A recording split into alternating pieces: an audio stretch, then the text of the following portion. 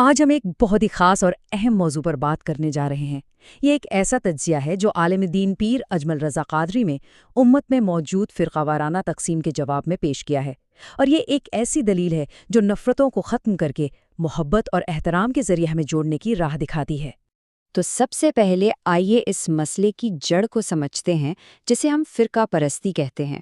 یہ وہ تکلیف دہ حقیقت ہے جو ایک ہی کلمہ پڑھنے والوں کو ایک دوسرے کے پیچھے نماز پڑھنے سے روک دیتی ہے، اور جس نے ہمارے معاشرے کو اندر سے جیسے کھوکھلا کر دیا ہے۔ یہ الفاظ صرف ایک اقتباس نہیں ہیں، بلکہ یہ ہماری اجتماعی بے بسی کی تصویر ہیں۔ یہ کوئی صرف کتابی یا نظریاتی اختلاف نہیں رہا، بلکہ ایک ایسی تلخ حقیقت بن چکا ہے جس نے روزمرہ کی زندگی میں بھی ہمیں ایک دوسرے سے دور کر دیا ہے۔ دیکھیں، دنیاوی معاملوں میں تو اختلافات ہوتے ہی ہیں، ڈاکٹروں میں ہوتے ہیں، سیاستدانوں میں ہوتے ہیں، یہ تو ہم روز دیکھتے ہیں۔ لیکن جب دین سکھانے والے، اللہ اور اس کے رسول کی بات کرنے والے رہنما ہی ایک دوسرے سے الگ کھڑے ہوں، تو سوال اٹھتا ہے کہ آخر اس کی وجہ کیا ہے؟ تو اس کی جڑ کیا ہے؟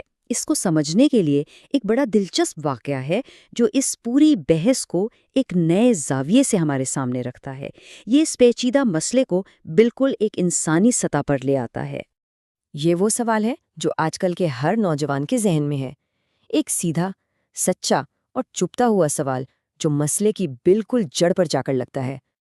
اب جواب میں کوئی لمبی چوڑی علمی بحث نہیں کی گئی، کوئی حوالے نہیں دیے گئے، بلکہ ایک ایسا پلٹا سوال پوچھا گیا جس نے بات کا رخ ہی موڑ دیا اور سننے والے کو سوچنے پر مجبور کر دیا۔ اور بس یہی وہ نقطہ ہے جو سب کچھ بدل دیتا ہے۔ یہاں بات اب صرف دلیل کی نہیں رہی، بات اب غیرت کی، محبت کی، اپنی نسبت کی آ گئی ہے۔ یہ ایک ایسا سوال ہے جو دماغ سے نہیں، سیدھا دل سے پوچھا گیا ہے۔ اور اس نوجوان کا جواب کیا تھا؟ ایک لمحہ بھی نہیں لگا اسے، فوراً کہا نہیں، بالکل نہیں۔ اس سے پتہ چلتا ہے کہ کچھ رشتے، کچھ نسبتیں دلیل سے بہت آگے ہوتی ہیں، ان کا تعلق ایمان کے ساتھ ساتھ عزت اور محبت سے بھی ہوتا ہے۔ تو یہ جو عزت کا معاملہ ہے نا، یہی اس ساری بحث کا مرکز ہے۔ اور یہ عزت کس کی؟ ہمارے آقا خاتم النبیین صلی اللہ علیہ وآلہ وسلم کے والدین کی۔ یہ وہ نقطہ ہے جہاں سے سارے راستے نکلتے ہیں۔ ذرا اس مثال پر غور تو کریں۔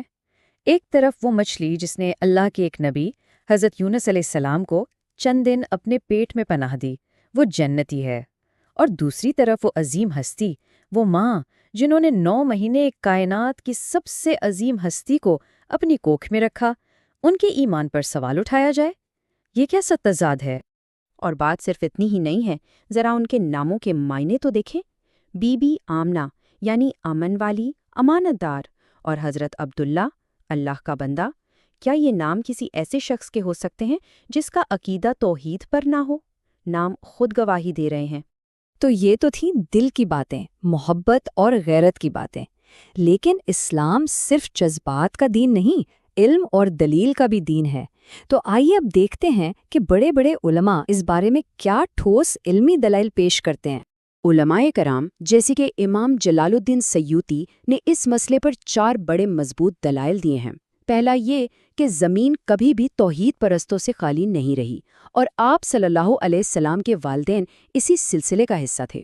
دوسرا، وہ زمانہ فطرت میں تھے۔ تیسرا، وہ دین ابراہیمی پر تھے۔ اور چوتھا، سب سے بڑا اعزاز جو انہیں ملا، اچھا یہاں ایک لفظ آیا ہے، زمانہ فطرت۔ اس کو سمجھنا بہت ضروری ہے۔ اس کا مطلب سیدھا سا یہ ہے کہ 2 نبیوں کے آنے کے درمیان کا وقت جب کوئی آسمانی کتاب یا شریعت موجود نہ ہو۔ ایسے دور کے لوگوں کا حساب کتاب ان لوگوں جیسا نہیں ہو سکتا جن تک نبی کا پیغام پہنچا ہو۔ اور پھر آتا ہے وہ چوتھا اور سب سے بڑا اعزاز، ایک ایسی دلیل جو تمام بحثوں کو سمیٹ دیتی ہے۔ حدیث پاک میں آتا ہے کہ اللہ تعالیٰ نے خاص طور پر نبی اکرم صلی اللہ علیہ وآلہ وسلم کے والدین کو زندہ فرمایا۔ انہوں نے آپ صلی اللہ علیہ وآلہ وسلم کا کلمہ پڑھا، اور یوں انہیں آپ صلی اللہ علیہ وآلہ وسلم کی امت میں شامل ہونے کا وہ عظیم شرف عطا کیا گیا جو کسی اور کو نہ ملا۔ تو ساری بات کا خلاصہ یہ ہے کہ جب محبت کے راستے بھی موجود ہیں، علم اور دلیل کے راستے بھی موجود ہیں جو ہمیں جوڑ سکتے ہیں، تو پھر یہ تقسیم کیوں؟ کیا یہ انتشار محض ہمارا اپنا ذاتی انتخاب نہیں بن گیا؟ یہ وہ سوال ہے جس پر ہم سب کو سنجیدگی سے سوچنے